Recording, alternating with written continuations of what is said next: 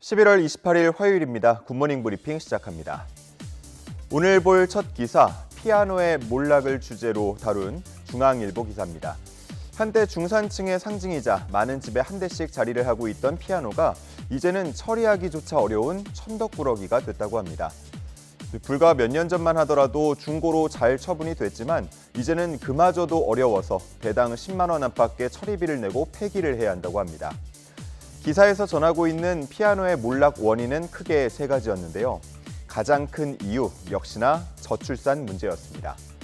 학생 수가 크게 줄었고 예체능보다는 대학 입시와 직결되는 국영수 등에 몰리면서 피아노 학원도 점차 줄고 있는 분위기입니다. 그리고 두 번째는 층간소음 문제도 있었는데 층간소음 문제로 집안에서 피아노를 연주하기 어려워지면서 입지가 좁아졌다는 겁니다. 그리고 중고 피아노 시장의 붕괴는 중국 판로가 막힌 것이 가장 큰 영향을 주고 있다고 하는데요. 코로나19 이후에 시장 자체가 얼어붙은 데다가 중국의 중고 피아노 수입 규제도 강화된 탓에 처치 곤란이 됐다는 겁니다. 아마도 지금도 치지는 않지만 집안 한켠에 피아노가 위치해 있는 가정이 좀 있을 것 같은데요. 사연과 추억이 담긴 피아노들이 세월이 흘러서 이렇게 쓰레기 취급을 받으니까 착잡하다는 반응들 나오고 있습니다. 다음은 노인 스토커 증가 문제를 다룬 한국일보 기사입니다. 경찰청에서 밝힌 연령별 스토킹 범죄 현황을 보면 60세가 넘는 피의자는 전체의 12.4%로 월 평균 103.5명에 달했습니다. 관련 통계 집계를 시작했던 2021년 월 평균 50명 정도였던 것과 비교하면 크게 증가한 수준입니다. 이런 노년층 스토킹이 심각한 문제로 부각되는 건 가해자가 인지 능력이 떨어지거나 중대 범죄로 인식하지 못할 때가 많다는 점 때문입니다. 전문가들은 고령화로 인해서 노년층 스토킹이 증가하는 건 불가피한 추세라면서 노인들이 10번 찍어 안 넘어가는 사람 없다는 관행적 판단을 하는 경우가 있다고 분석했습니다. 그러면서 그러한 행동이 스토킹으로 처벌받을 수 있다는 점을 주지시키는 한편 정서적 지원도 이뤄질 필요가 있다는 의견 함께 제시하고 있습니다.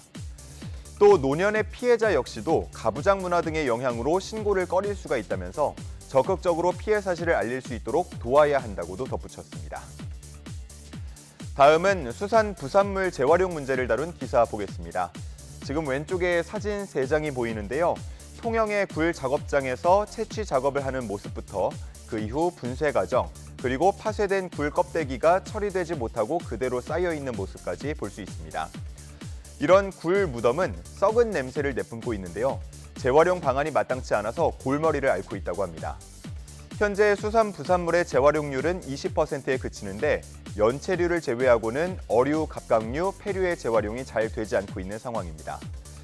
기사에는 해외 사례도 함께 담겨 있었는데 일본은 굴 껍데기를 플라스틱이나 식품 첨가제, 아스팔트 포장재 제조에 활용하는 방식이 개발되어서 운영되고 있고 아이슬란드에서는 생선 껍질에서 콜라겐을 추출해서 탄산 음료를 만들거나 가죽으로 가공하고 있습니다. 현재 우리 정부도 관련 법을 정비하고 예산을 투입하면서 수산 부산물을 재활용하는 방안에 대해서 고민하고 있는데요. 현장에서는 수산 부산물의 처리 기한이나 적용 범위를 확대해달라는 요구가 나오고 있습니다. 이런 수산 부산물들이 더 새롭게 활용되는 모습을 볼 수 있을지 기대해 보겠습니다.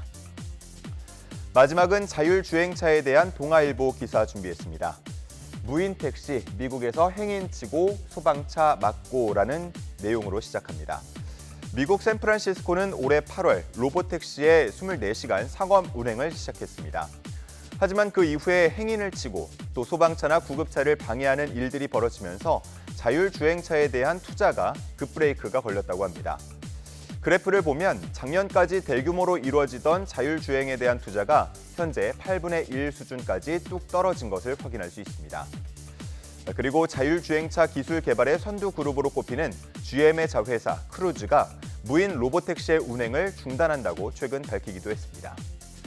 다만 이런 모습이 일시적으로 위축된 것일 뿐 앞으로 계속 시장은 커질 거라고 보는 전망도 함께 나오고 있습니다. 한편 국내에서도 완전 자율주행차 개발에 다소 어려움을 겪고 있는데요. 현대자동차그룹은 당초 예상했던 것보다 다양한 변수를 마주하고 있다면서 아직은 더 시간이 필요하다고 판단한다고 말했습니다. 다만 국토교통부는 2027년 레벨 4 수준의 완전 자율주행 시대 개막을 위해서 단계별 전략을 차질 없이 진행시킨다는 방침을 밝히고 있는데요. 이를 위해서 시범 운행 지구를 15개 시도 24개 지구까지 늘린 상황입니다. 11월 28일 아침 신문 살펴봤습니다. 지금까지 굿모닝 브리핑이었습니다.